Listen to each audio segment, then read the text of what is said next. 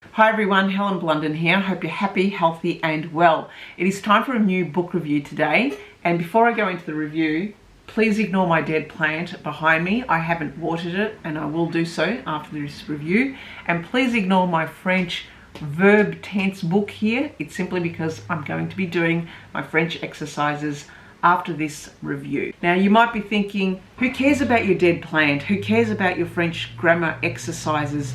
I'm here to listen to the review of Seeing Other People by Diana Reid. This book was published in 2022 by Ultimo Press. Diana Reid is an Australian author. This is her second book. Her first book, Love and Virtue, got a whole heap of different prizes here in Australia. The RBR Book of the Year, the MUD Literary Prize, RBR Literary Fiction Book of the Year. She got lots of commendations for having a debut novel. So Love and Virtue, her first book, got a lot of prizes, which is great. Her second novel though, Seeing Other People, given that it's very new, out on the shelves, and the genre is LGBTQI, which is not what I thought, simply because I don't usually read anything about the book when I pick it up. I just immerse myself into it. So it was a bit of a surprise when I saw that the two sisters started having a love relationship with another woman. I went, what am I reading? But at the same time, don't think it's not the genre that I usually read, but it's also not the genre I read simply because I don't read modern books. I don't read debut novels. Just to give you a context, at the same time I was reading this book, I was reading Jane Eyre by Charlotte Bronte, which I loved. I'm going to do a review on it. So it's just simply, I prefer classic books. But you might be saying, well, okay, so why are you reading a modern book that you don't really read normally? It's simply because I had won this competition where I had to write about the theme of love, and I won the competition, and this was part of a pack of books. They also say though that you have to be challenged by expanding your reading, by reading books that you would normally not read. So that's what I was doing. Who am I to try and not do that?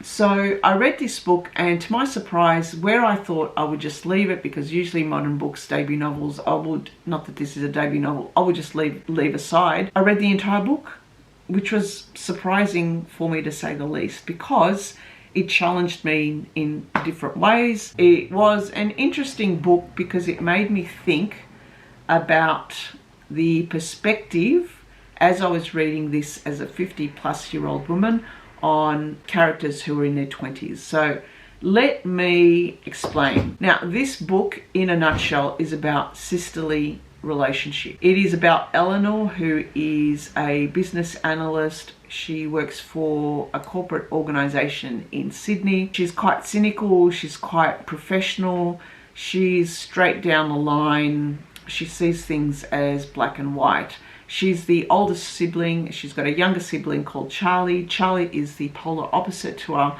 Charlie is obviously younger. She's an artist. She is an actor.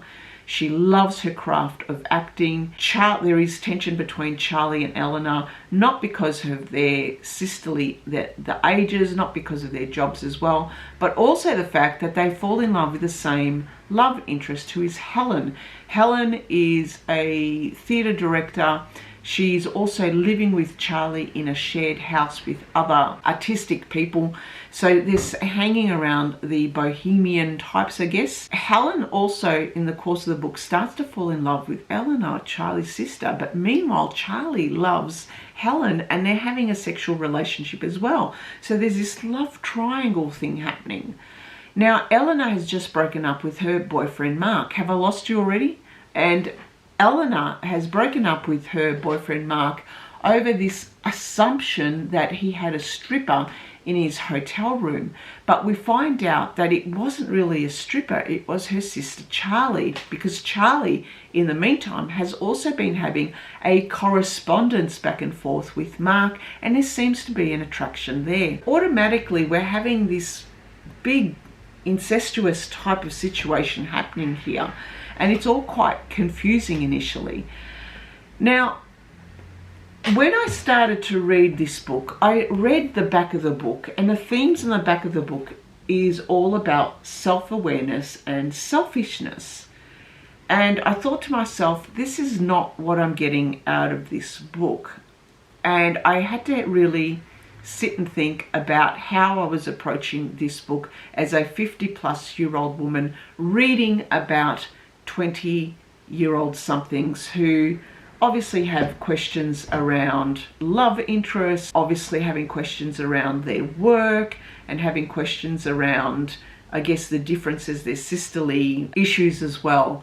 So for me, reading it as a 50-plus-year-old woman, it was really interesting because I thought to myself, yeah, in my 20s, I probably wouldn't have done what these sisters have done. I would have approached it differently, but I could understand why they would delay talking to each other and delay communicating what they were thinking and what they were feeling towards a shared love interest. Because you didn't want to hurt the other person, because it got too messy, because it got too hard to confront these feelings and emotions with sisters. But at the same time, I would also debate this idea of self-awareness comes through knowing yourself and knowing how you're going to act before you do that act. Whereas these young ladies, actually, they did the act and then started to feel guilty. They would delay the communication. They would cover things up with white lies. They would tell themselves stories about what they were doing and why they were doing it. And in so doing, things just got worse and worse. For me, reading it as a 50-plus-year-old woman, I thought to myself, you know, this really doesn't make sense. As sisters, as two sisters who love each other and have a good relationship, wouldn't they ultimately express and communicate the fact to each other that they do have a shared love interest, and they would then talk about this issue? But no, instead they cover things up, they make things quiet, and it becomes worse in the end. I would say that the sisters themselves weren't self-aware. I would say that they were selfish. They were selfish with their actions at the beginning, but then somehow through feeling guilty, they then make themselves aware. The second part is the other thing I found incredible, maybe not incredible, just unbelievable, is that no one mentioned the flitting back from a hetero to a homosexual relationship. It was not even mentioned by anyone. Whereas I think usually definitely parents would mention it, and this was just, the parents didn't even mention anything. So I found that really, I guess, unbelievable in some sense. Someone would have commented on it. But another part of me thinks maybe it's this idea of youth, of not being able to comment deeply for fear of backlash or for fear of not hurting the other person. As a woman who's been through also different relationships and different miscommunication mishaps, you get the experience with age and the wisdom with age, and you start to think, in my 20s, yeah, I would have covered things up, I would have made little white lies simply because I wouldn't want to confront the other person. In your 50s though, you're going to confront people. You couldn't give a shit about it. You'd want to actually clear the air and start from a fresh slate and know what you're dealing with. So I think maybe that is just a situation of age and experience. It also made me realize that, you know, I actually quite like books that are not current.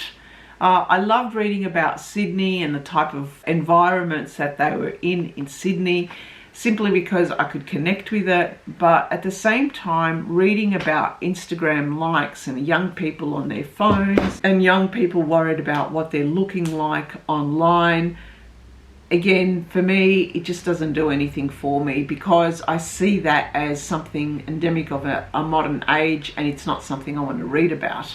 I actually want to read about deeper topics and deeper themes, understanding that the theme here of selfishness and self-awareness really didn't come out for me up front. I would have approached it differently. I would have been interested to see how these young women would have done something completely different to how young people would have acted normally. If young people were not upfront and honest, and two sisters not upfront and honest, what would happen if they were upfront and honest right from the beginning? How would it have changed the narrative and the storyline and the plot here if they did do something different to what 20-somethings would do? Would that have changed the storyline? Don't know. I'm just kind of thinking out loud here. So anyway, that is my review for Seeing Other People Die by Diana Reid. Let me know if you've read this book, what are your thoughts, or even her previous book, Love and Virtue. Thank you for listening. Thank you for watching. Bye for now, and see you in my next book review, which I think will be Jane Eyre by Charlotte Bronte. Okay then, bye for now.